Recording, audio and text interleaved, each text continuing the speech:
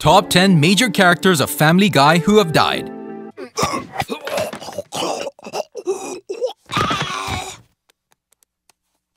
He's dead. Family Guy is an animated comedy phenomenon that has spent over 20 years entertaining fans. It's a series often revered for its raunchy humor, cutaway gags, and various pop culture references. However, if there was anything the series has struggled with doing right, it's consistently developing memorable characters that fans care about. It's over, all right? I'm not going. Well, whatever you say. Today in this video, we're going to tell you about the top 10 major characters of Family Guy who have died. But before starting the video, be sure to subscribe to never miss out on any of our videos. All right, I don't want to have to take off all my clothes because I'm Number 10. Adam West. Adam West's death was not only the loss of that one guy who played the funny Batman, but also the loss of one of Family Guy's most storied and charismatic side characters. My God, I'm a tomato! Fully embracing what Adam West, the person, had come to be known for, Family Guy had Mayor Adam West do a variety of zany and wacky things, acting as the series' central character for pure silly humor. You can't interview a dead man, can you?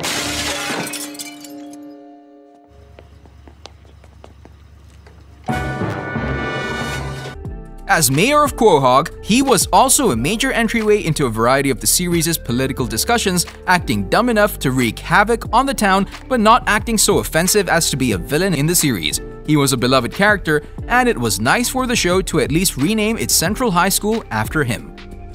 Number 9. Angela. Hello, Griffin. Hello, Angela. You know, Angela, I've been thinking about it, and I want to have sex with you now. In a definite upgrade to Mr. Weed's passing, Angela definitely hit fans hard in more ways than one. At one level, her departure reflected one of the many holes left behind by Carrie Fisher's death. At another, it was the loss of a consistent female character and authority figure for the series. Balancing both her strict nature towards Peter and her own lonely existence. So no one told you life was gonna be this way? Angela. Sometimes you want to go where everybody knows your name.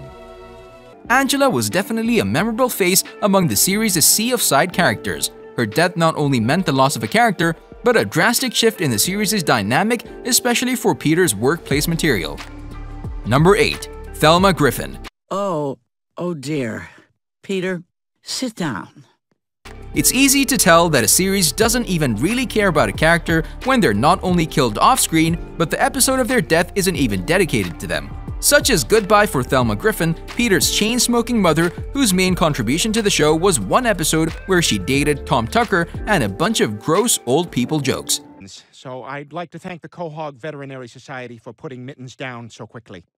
Her death would lead to the episode Mom's the Word, in which Peter starts to become harassed by an elderly friend of hers, essentially allowing the series to return to the same gross old people jokes one last time, or until whenever they feel like it again.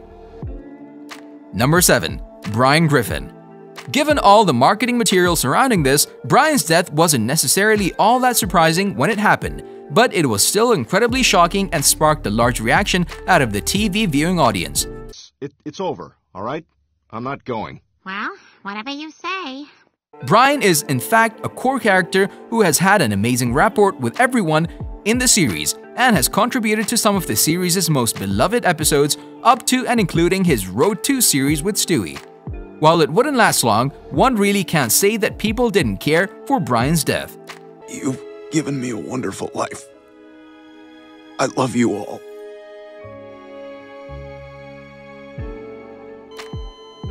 Number 6. Muriel Goldman. We were both 14, and it was winter, and we had terrible head cold. Muriel Goldman was essentially the Miss Pac-Man of the series' Jewish stereotypes. That is, she was Mort Goldman, snot and all, in a dress. She wouldn't really add much to the series other than the same tired Jewish jokes that her husband was already perpetrating.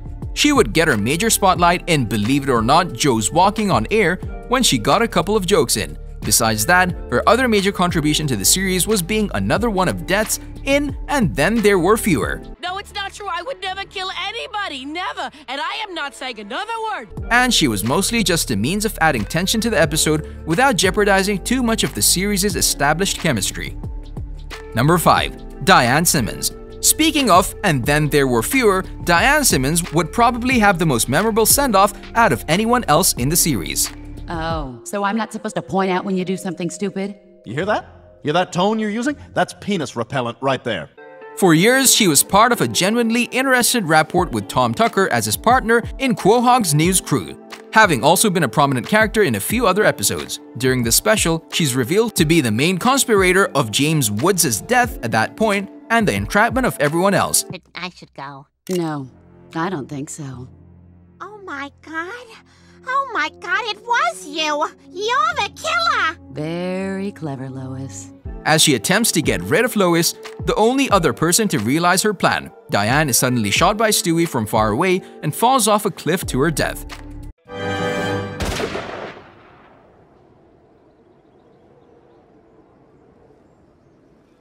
Number 4. Horace. The main reason that anyone would notice that Horace was gone at all is the fact that he was essentially a consistent set piece for the Drunken Clam. Besides that, he didn't really stand out in the series aside from a few odd jokes here and there. Alright guys, one more out and the game is ours. Come on, Horace, strike him out! Nothing really defined the guy, and the series never really gave him much of a chance. Like other forgettable character deaths, Horace just suddenly dies and the rest of the episode is dedicated to filling in his role with a slightly more interesting character. Here's hoping the same doesn't happen to Jerome. Listen, it's kinda all my fault this happened in the first place. I'm responsible for Horace's death. Number 3. Loretta Brown.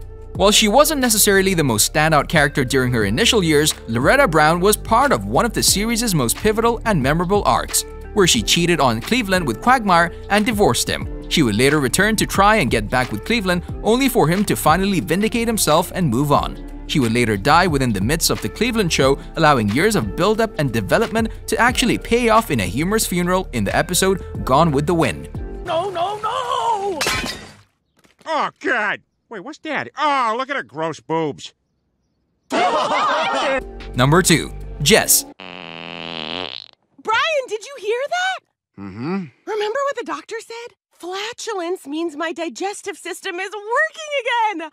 The most recent entry on this list, Jess was part of one of Family Guy's few story arcs of the modern age. She's a cancer patient that starts dating Brian as a means of getting through her sex bucket list.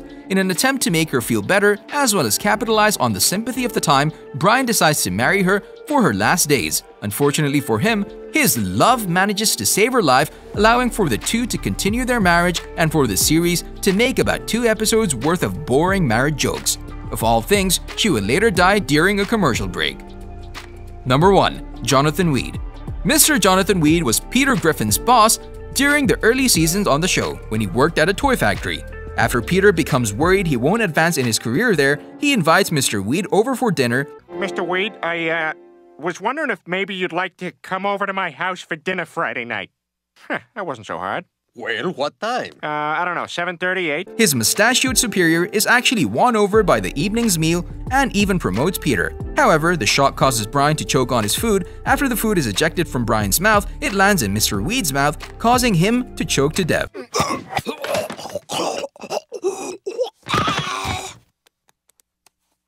He's dead.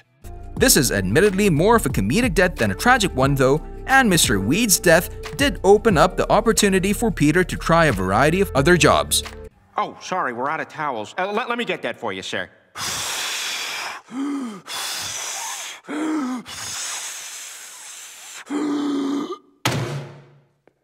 Thank you guys for watching. If you liked our video, then hit the subscribe button to never miss out on any of our videos. See you next time.